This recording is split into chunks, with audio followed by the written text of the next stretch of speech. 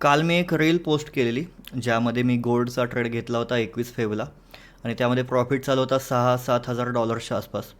आत्ता त्याच ट्रेडमध्ये $16,500चा प्रॉफिट चालू आहे. तुम्ही पाहू शकता सेम अकाउंट सेम ट्रेड, काहीच फरक नाही आहे.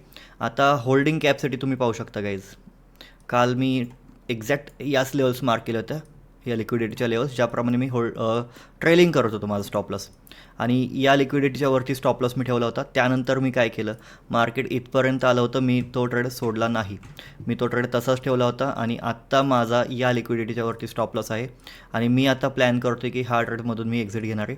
अराऊंड एक 14-15 लाख रुपीचा प्रॉफिट चालू आहे आत्ता. 14-15 लाख रुपीचं प्रॉफिट एक आठवड्यात.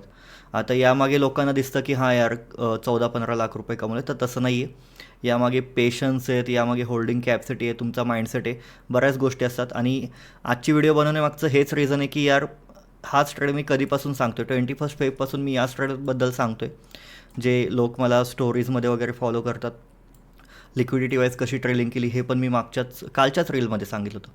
सो आता मी एक्झिट करणार आहे या ट्रेडमधून. आणि कसा वाटला ट्रेड कमेंटमध्ये सांगा. आणि